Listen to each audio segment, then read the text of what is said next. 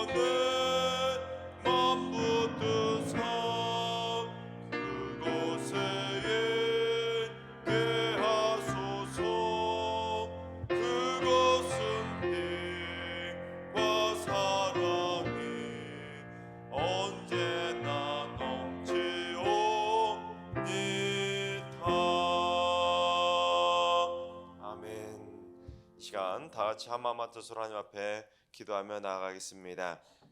오늘 기도하실 때는 주님, 이 나라 경제가 회복될 수 있도록 이 나라를 붙들어 주시옵소서. 물가와 집가, 환율 등이 안정되어 인플레이션을 막아주시고 수출이 늘어나며 고용이 증대되고 또한 내수 경기가 살아나게 하여 주옵소서. 자영업자들의 장기 불황도 속히 회복되며 중소기업과 대기업들이 서로 상생하면서 한국 경제를 잘 이끌어가게 하여 주옵소서. 그래서 우리나라의 모든 경제 지표들이 안정되게 하여 주옵소서. 우리나라의 경제 회복을 위해 기도해 주시기 바랍니다. 두 번째는 주님, 승리교회의 영적인 대각성의 불길이 활활 타오르게 하여 주옵소서. 잠자던 영혼들은 깨어나게 해주시고 회개와 참회의 심령들이 회복되게 해주시며 교회를 떠났던 영혼들이 주님 안으로 돌아올 수 있도록 주님 붙들어 주시옵소서. 닫혔던 기도의 문들은 활짝 열리게 해주시고 흔들리고 기울어졌던 믿음의 기둥들은 굳건하게 다시 서게 하여 주옵소서. 성도들의 온 마음밭이 좋은 옥토밭이 되어서 하나님의 말씀에 살아 숨쉬며 말씀대로 살아가며 말씀의 기적을 체험하는 복된 성도들 되게 하여 주옵소서. 영적인 대각성의 불길이 타오르도록 기도하시 바랍니다. 세 번째는 주님, 우리 승리교회 각 가정들이 작은 교회가 되게 하여 주옵소서. 가정마다 천국을 맛보는 기쁨의 가정이 되게 하시고 부모를 공경하고 부부간의 행복의 웃음꽃이 피어나며 자녀들을 사랑과 기도로 돌보며 형제간에 우위하는 믿음의 행복한 집안들로 세워지게 하여 주옵소서. 믿음의 가정을 위해 기도하시 바랍니다. 이 시간 세 가지 기도 제목과 오늘 예배와 오늘 하루의 삶을 위해 다 같이 합심으로 기도하며 나아가시겠습니다. 다 같이 기도합니다.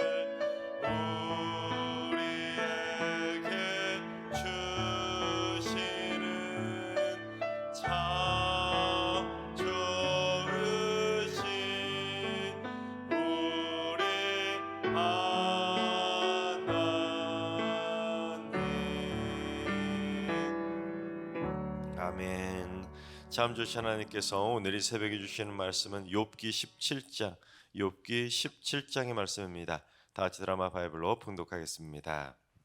제 17장. 나의 기운이 쇠하였으며 나의 날이 다하였고 무덤이 나를 위하여 준비되었구나. 나를 조롱하는 자들이 나와 함께 있으므로 내 눈이 그들의 충동함을 항상 보는구나. 청하건대 나에게 담보물을 주소서. 나의 손을 잡아줄 자가 누구리이까. 주께서 그들의 마음을 가려 깨닫지 못하게 하셨사오니 그들을 높이지 마소서.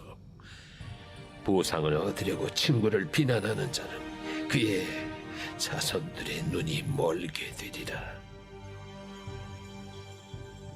하나님이 나를 백성의 속담거리가 되게 하시니 그들이 내 얼굴에 침을 뱉는구나. 내 눈은 근심 때문에 어두워지고 나의 온 지체는 그림자 같구나.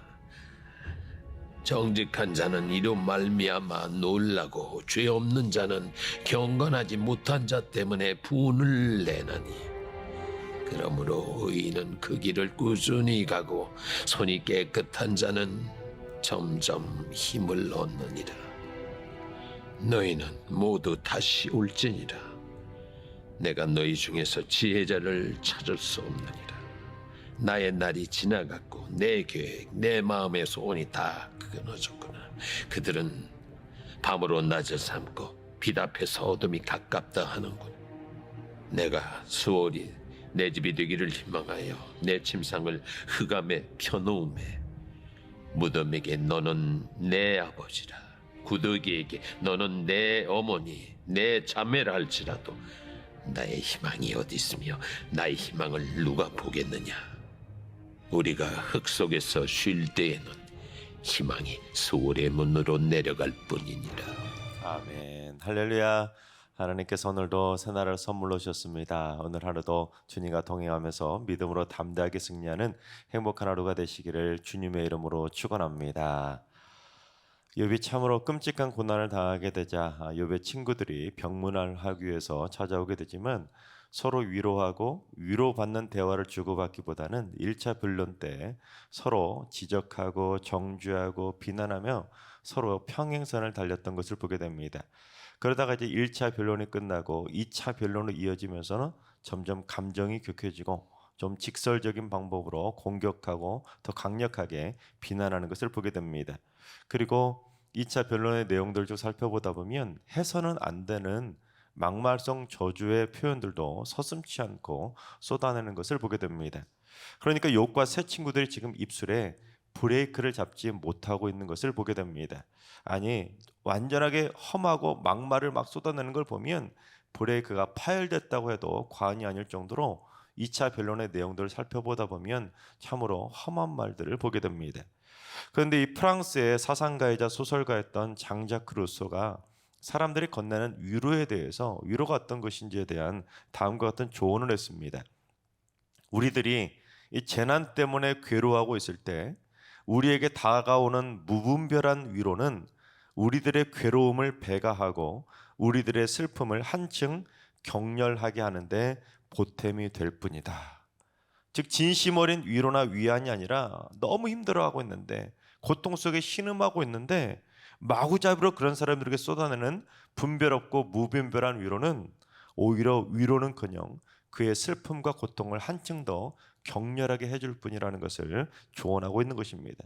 그런데 지금 딱 욥의 친구들이 그런 겁니다. 예를 들면 이 벽돌 쌓기를 한번 생각해 봅시다. 이 고난이나 역경을 벽돌로 한번 생각해 봅시다. 사람들이 고난을 당할 때마다, 역경을 당할 때마다, 환난을 당할 때마다 내 앞에 벽돌을 한 장씩 쌓는다고 생각해 봅시다. 그런데 이 욥처럼 감당하기 힘든 끔찍한 고난을 당하면 한순간에 벽돌이 쫙 쌓여가지고 마음에 커다란 벽을 만들어 버리는 거나 마찬가지인 것입니다. 또한 자기의 사방에 쭉 둘러싸다 보면 축을도 보이지 않고 사방이 가로막혀서 고난의 독방 안에 갇힌 것처럼 자신 주변에 수많은 벽돌을 쌓게 되는 것입니다. 그래서 만약에 그런 사람들을 위로하고 싶어서 그 사람들을 찾아간다면 어떻게 해주는 것이 맞겠습니까? 그 사람이 쌓아놓았던 그 벽돌을 치워주는 것이 위로 아니겠습니까? 그 마음을 열 수 있도록 벽돌을 치워줘야 되는 것이죠.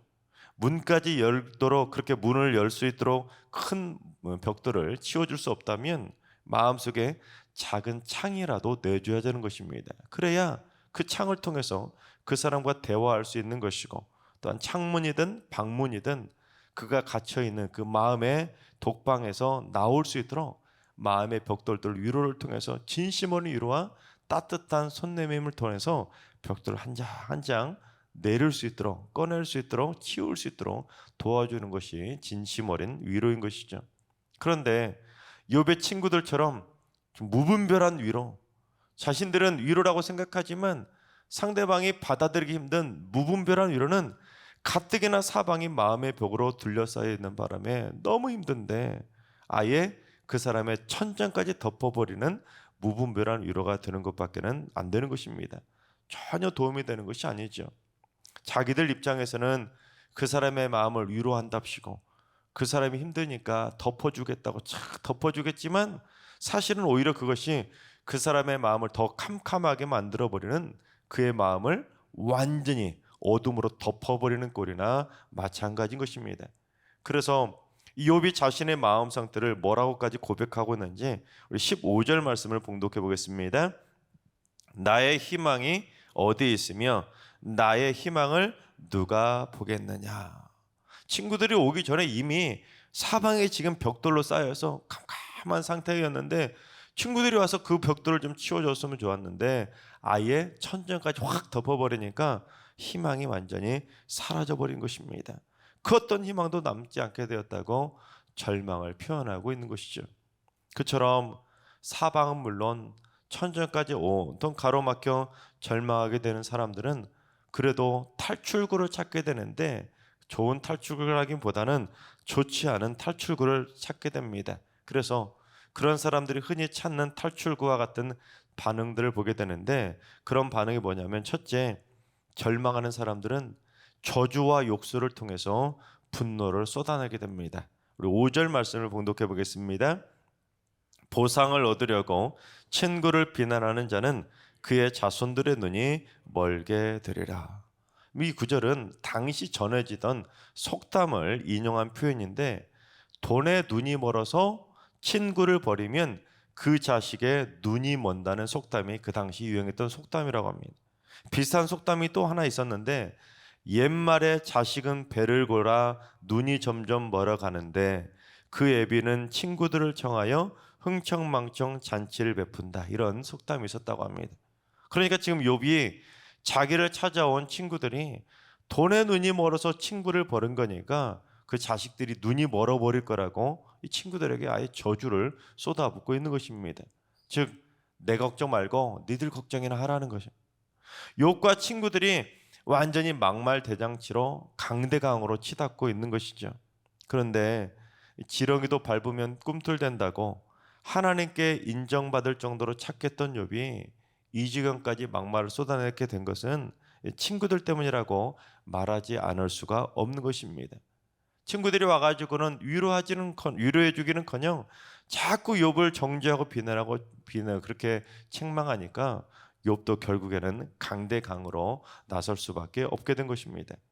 하지만 아무리 그래도 여러분, 친구 자식이 눈이 멀게 될 거라고 그런 욕설과 저주를 퍼붓는다는 것은 결코 바람직한 모습은 아닙니다. 분명 욥도 잘한 것은 없는 것이죠. 입술이 브레이크를 잡지 못한 것은 분명히 잘못된 모습인 것은 맞는 것입니다. 그러니까 아무리 절망하더라도, 아무리 고통 가운데 몸부림치더라도 할 말이 있고 안 할 말이 있는데, 여러분 어떻게 친구들 자식의 눈이 멀어버릴 거라고 그런 말을 쏟아내겠습니까? 둘째는 하늘까지 막혀버릴 정도로 절망하는 사람들은 이제 하나님도 원망하며 한탄하게 됩니다. 우리 6절을 봉독해 보겠습니다. 하나님이 나를 백성의 속담거리가 되게 하시니 그들이 내 얼굴에 침을 뱉는구나. 여기서 속담거리라고 번역된 히브리어는 웃음거리라는 의미의 단어입니다. 그러니까 하나님이 나를 백성들의 웃음과 조롱거리로 만들어 버렸는데 오죽하면 그러니 친구들까지 내 얼굴에 침을 뱉고 나를 조롱하고 있다고, 나를 웃음거리가 되게 만들고 있다고 하나님을 향해 원망하고 한탄하고 있는 것입니다. 사람들은 이 동물과 다른 점이 하나가 있는데 그건 뭐냐면 사람들은 자존심이라는 것이 있지 않습니까? 자존심. 그래서 사람들의 웃음거리가 되고 조롱거리가 되면 자존심이 무너지게 됩니다. 그래서 자존심이 무너지게 되면 어떡합니까? 감정이 폭발하게 되는데 지금 욥은 그 폭발한 감정을 하나님께 쏟아붓고 있는 것입니다. 친구들 때문에 감정이 폭발했는데 괜히 하나님에게 그 감정을 폭발시키고 있는 것입니다. 자기가 하나님 때문에 얼굴에 침 맞을 정도로 자존심이 무너졌다는 거예요. 즉 하나님 때문에 내가 지금 이 지경이 됐으니까 하나님 책임지라고 하나님께 화살을 돌리고 있는 것입니다. 하나님께 제대로 섭섭하고 서운하다고 쏟아내고 있는 것입니다. 그렇습니다. 사람들은 자존심이 무너질 만큼 섭섭한 일이 생기게 되면 그 대상을 어떻게든 찾아내서 그 사람에게 막 쏟아놓고 싶어 합니다. 하지만 세상 사람들은 설령 그 와중에 신을 찾아서 신을 원망하고 한탄할지 모르겠지만 하나님을 믿는 우리 믿음의 사람들은 하나님을 원망하고 하나님을 한탄하는 것만큼은 삼가야 되는 것입니다. 왜냐하면 그건 자신이 하나님의 피조물임을 거부하는 것이고 하나님의 주권을 인정하지 않는 것이기 때문입니다. 즉 우리가 서로 싸울 수는 있죠. 서로 말다툼할 수는 있습니다. 인간이기 때문에. 하지만 서로 싸우다가 자존심 무너졌다고, 서로 싸우다가 억장이 무너졌다고 해서는 안 될 말인 하나님을 향해 따지는 그러한 욕과 같은 분노의 표현은 절대로 해서는 안 되는 것이죠. 셋째, 절망하던 사람들이 답을 얻지 못하게 되면 삶을 포기하게 됩니다. 우리 13절부터 15절까지 봉독해 보겠습니다. 내가 수월이 내 집이 되기를 희망하여 내 침상을 흑암에 펴놓음에 무덤에게 너는 내 아버지라 구덕에게 너는 내 어머니 내 자매라 할지라도 나의 희망이 어디 있으며 나의 희망을 누가 보겠느냐. 아니 누구보다도 하나님을 잘 섬겨서 하나님이 이렇게 하나님을 경외하고 악에서 떠난 자가 없다고 그렇게 자랑하던 욥이 지금 얼마나 절망적인 상황이 되었으면 이런 말까지 쏟아내겠습니까? 자기가 지금 빨리 죽어서 무덤에다 집이나 만들어서 거기서 자멸하자고 싶다는 것입니다. 그리고 자기가 묻힌 그 무덤을 아버지라고 부르고 싶고 자기 자신을 갉아먹는 구더기가 내 어머니, 내 자매라 할지라도 나에는 더 이상 이제 살고 싶은 마음이 없다는 것입니다. 삶을 완전히 포기한 것이죠. 희망조차, 신락 같은 희망조차 없다는 것입니다. 근데 보통 어르신들이 비슷한 말을 할 때가 있지 않습니까? 삶이 지치고 너무 힘드니까 아이고 내가 빨리 죽어야지, 내 팔자가 뭐라고, 빨리 눈이나 감아야 쓰겠다, 뭐 이런 어르신들이 그런 말을 종종 하는 걸 보지 않습니까? 하지만 어르신들이 하시는 그런 종류의 말하고 지금 욥이 하는 말은 차원이 다른 것입니다. 특히 요즘은 젊은 사람들까지도 다 필요 없다고, 그냥 죽고 싶다고 너무 쉽게 입에서 죽음을 언급하는 것을 보게 됩니다.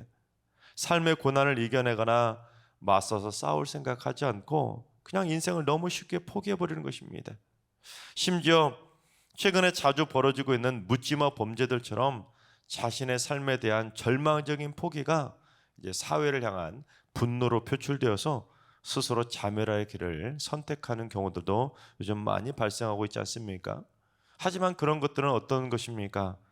혼자서만 삶을 포기하는 것이 아니라 다른 사람들의 삶까지 앗아가 버리는 심히 악한 행동인 것입니다.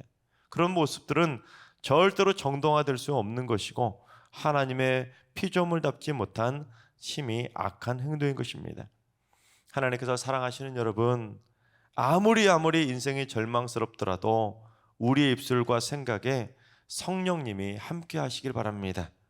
저주와 욕설을 쏟아내며 분노를 표출하지 않고 하나님을 향해 원망과 한탄도 쏟아내지 않고 함부로 삶을 포기하는 발언도 절대로 쏟아내지 않고 성령님이 우리 입술에 브레이크를 잡아주셔서 마땅히 해야 할 말만 하며 살아가는 거룩의 입술로 살아갈 수 있길 바랍니다. 그래서 날마다 성령님이 함께 하시는 거룩한 입술과 거룩한 생각이 되어서 날마다 어떠한 삶의 순간일지라도 하나님이 기뻐하시는 말만 하고 하나님이 기뻐하시는 생각만 하면서 날마다 기쁨으로 살아가게 되시기를 주님의 이름으로 축원합니다. 기도하겠습니다. 생명의 주인 되시는 하나님, 인간을 창조하시고 인간의 생명 1분 1초까지도 주관해 가시는 하나님의 생명의 주권을 믿습니다. 저희의 삶이 아무리 고통스럽고 고달프고 힘겨울지라도 함부로 저희 입술과 생각이 더럽혀지지 않게 하여 주시옵소서. 하나님께서 저희의 삶을 인도해 가시는데 함부로 저주하고 원망하며 불평함으로 말미암아 하나님의 주권까지 내팽개치지 않게 하여 주옵소서. 또한 저주와 욕설로 더럽혀지는 분노의 입술이 되지 않도록, 하나님을 원망하는 한탄의 입술이 되지 않도록, 함부로 삶을 포기하는 가벼운 입술이 되지 않도록 성령님께서 저희의 입술에 브레이크를 잡아 주시옵소서. 이제는 우리 예수 그리스도의 은혜와 하나님 아버지의 막역하신 사랑하심과 성령님의 충만하신 역사하심과 교통하심이 저주와 욕설, 원망과 한탄, 비난과 저주를 쏟아내는 입술이 아니라 날마다 하나님이 사랑하시는 믿음의 사람답게 착한 말과 선한 말과 좋은 말만 하며 살기로 다짐하는 머릿속의 모든 성도들과 가정과 일터와 승리교회인으로 민족위에 이제로부터 영원까지 항상 함께 하시기를 간절히 축원하옵나이다. 아멘. 이제 주신 말씀 붙들고 기도하실 때 오늘은 주님, 우리 승리교회 성도들이 삶의 매 순간순간마다 생명의 주인 되시는 하나님을 의지하며 살게 하여 주옵소서. 절망적이고 고통스러운 삶의 형편과 처지를 바라보면서 저주와 욕설을 쏟아내거나 하나님을 원망하며 한탄하거나 삶을 포기하는 성도가 한 명도 나오지 않도록 모든 성도들의 마음을 붙들어 주시고 입술을 붙들어 주셔서 오직 살아계신 하나님의 생명의 축복을 받아 누리며 하나님의 기뻐하시는 삶을 살게 하여 주옵소서. 하나님과 관료하신 어르신들과 우리 사랑하는 자손들 모두 일평생 여호와의 생기를 충만하게 받아 누리면서 임마누엘의 복으로 날마다 승리하며 살아가는 행복한 인생길을 걸어가게 하여 주옵소서. 특별히 새벽제단 쌓는 분들이 새벽마다 기도를 통해서 날마다 하나님의 은혜로 마음이 새로워지게 해주시고 매일매일 주 안에서 평안을 누리며 믿음으로 날마다 승리하는 승리의 용사들 다 되게 하여 주시옵소서. 오늘도 모든 성도들이 하나님의 은혜 안에서 행복을 누리는 행복하고 복된 날 되게 하여 주옵소서. 이러한 기도 제목과 여러분이 가지고 나오신 기도 제목을 가지고 충분히 기도하며 나아가시겠습니다. 다 같이 기도합니다.